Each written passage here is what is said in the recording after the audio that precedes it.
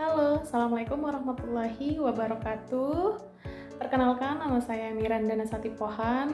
Saat ini saya sedang mengikuti pelatihan dasar CPNS Kementerian Agama tahun 2025 angkatan kedua.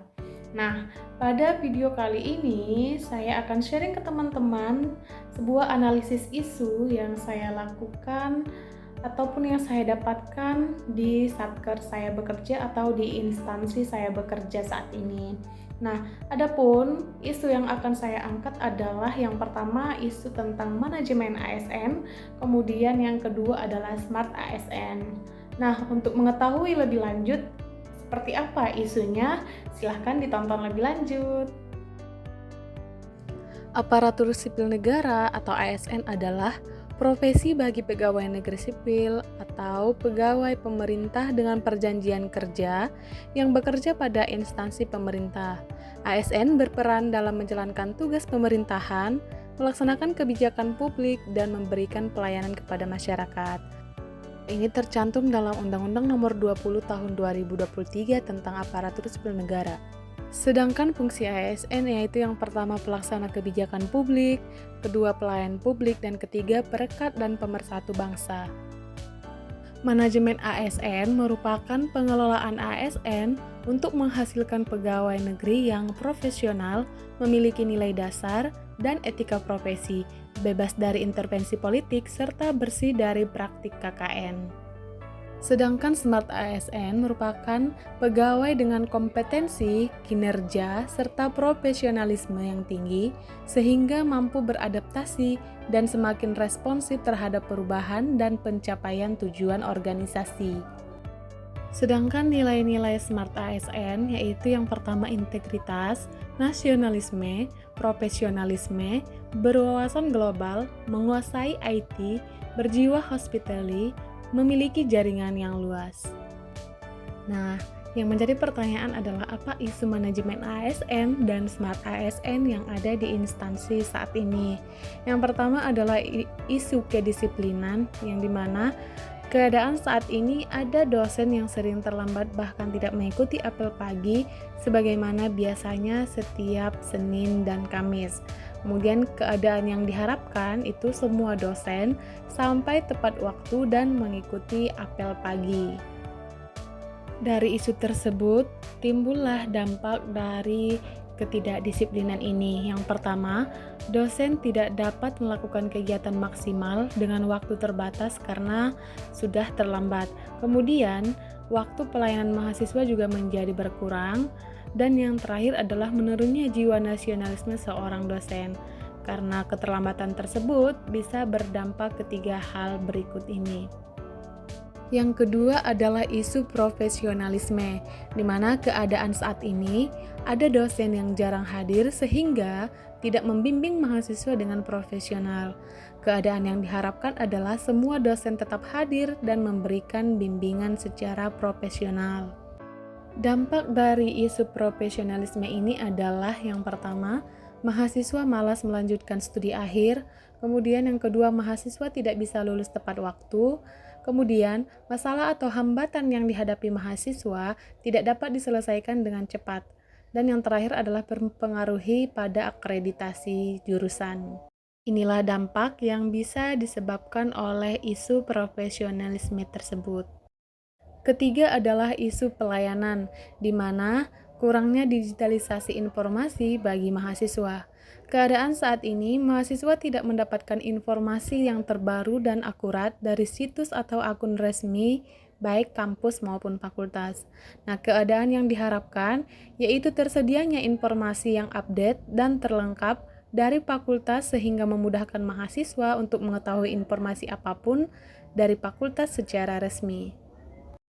Dampak dari isu pelayanan tersebut yaitu menyebabkan mahasiswa sering ketinggalan informasi, mahasiswa sering mendapatkan informasi yang salah, kemudian dosen dan juga bisa kesulitan untuk berkomunikasi dengan mahasiswa dalam hal menyampaikan beberapa informasi terbaru. Setelah melihat ketiga isu tersebut, isu apa yang harus kita selesaikan terlebih dahulu? Untuk menjawab itu, kita lakukan analisis isu USG, yang dimana U-nya adalah urgensi, artinya seberapa mendesak isu tersebut dikaitkan dengan waktu yang tersedia. Kemudian, seriousness, seberapa serius isu tersebut dikaitkan dengan akibat yang timbul dengan penundaan pemecahan masalah. Kemudian yang terakhir adalah growth, artinya seberapa besar kemungkinan isu tersebut menjadi berkembang jika dibiarkan atau tidak diperbaiki. Kemudian, ketiga isu tersebut dimasukkan ke dalam tabel seperti yang terlihat pada video. Pada tabel kita lihat ada di sini yang pertama nomor, isu, kemudian urgensi, seriousness, kemudian growth, kemudian total score dan juga peringkat. Nah, skala di sini adalah angka 1 sampai dengan 5. Angka 1 menyatakan sangat tidak mendesak, sedangkan angka 5 menyatakan sangat mendesak. Begitulah seterusnya. Kita melihat isu pertama yaitu isu keterlambatan dan kehadiran dosen di kampus. Di urgensi saya buat nilainya 4, kemudian seriousness saya buat nilainya 4, di growth saya buat nilainya 5. Total skornya adalah 13.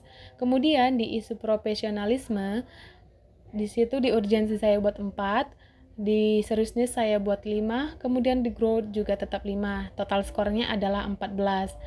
Isu terakhir yaitu isu pelayanan, di urgensi saya buat 3, seriousness saya buat 4, kemudian growth nilainya 3. Total skornya adalah 10. Dari ketiga isu tersebut, kita akan membuat ranking.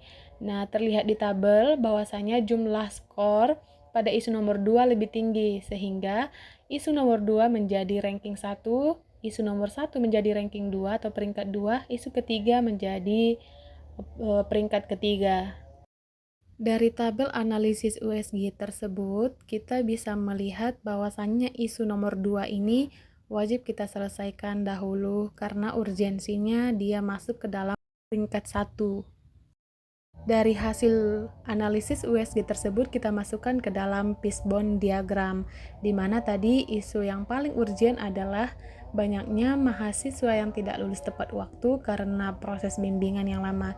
Itu termasuk dalam isu nomor 2 atau isu profesionalisme. Selanjutnya kita menganalisis apa penyebab dari terjadinya isu tersebut. Pada fishbone diagram, kita gunakan analisis 5S, di mana 5S itu adalah surrounding, supplier, system, skill, dan safety. Surrounding merupakan faktor yang mempengaruhi isu tersebut terjadi dilihat dari lingkungannya.